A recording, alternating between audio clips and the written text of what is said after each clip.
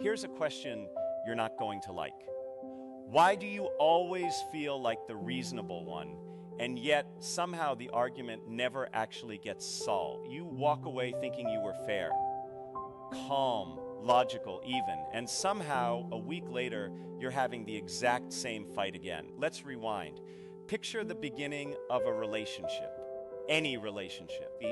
You're putting in effort, you're patient. You notice the good stuff about this person on purpose. You even tell yourself something like, if I can get along with someone like this, I can get along with anyone. Not a small thought. That's you at your best, fully in control of how you're choosing to see someone. Same thing happens when you start a new job or move in with a roommate or make a new friend. You lead with the good version of yourself. Fast forward a year or 5. Somewhere along the way, you stop noticing the good stuff. You start noticing the small stuff instead. The way they leave dishes in the sink, the way they interrupt you, the way they never quite listen the way they used to. Here's the part that stings a little. You don't notice your own version of that. You just notice theirs. It isn't a new problem. Even some Socrates went through it. Yes, that's Socrates, one of the sharpest minds to ever live, and he still ended up here. He picked his wife on purpose for the reason we just talked about. He believed he could get along with anyone if he could get along with her. Reasonable enough. But not long after the wedding, that same clear-headed thinker started doing exactly what you just pictured, noticing her flaws, small ones, constantly. Meanwhile, his own flaws stayed invisible to him, conveniently. The same at work, isn't it? You clock every mistake your coworker makes, but somehow your own version of that mistake barely registers. Here's the real twist. It's not that Socrates stopped being logical. It's that his logic was working backward the whole time. Think about it this way.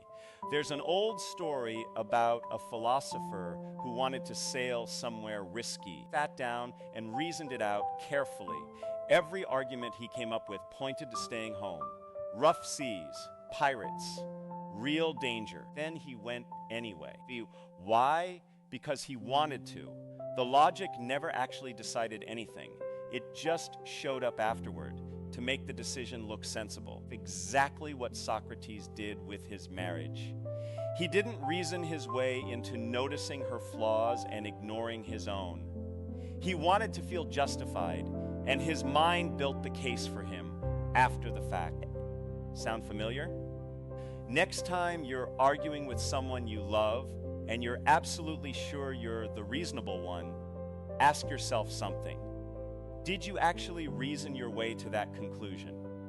Or did you already know what you wanted to believe and your brain just built the argument backward to support it? Most of us never catch ourselves doing this, not because we're not smart enough. Socrates was plenty smart. It's because being smart was never the thing protecting us in the first place. Here's the part that actually helps, though. This isn't only about relationships. Same pattern shows up when you're convinced you deserve that treat after a rough day, or that this one purchase totally makes sense right now. The logic shows up late, dressed up as reason, when really it's just backing up what you'd already decided. Fix isn't complicated, but it is uncomfortable. Next time you catch yourself certain you're right, pause. Ask what you'd notice if you looked at your own behavior with the same sharp eyes you're using on theirs. You probably won't like the answer. That's usually a sign you're onto something real. Being right was never really the point. Being willing to look at yourself first, that's the part almost nobody wants to do. But it's the only part that actually changes anything.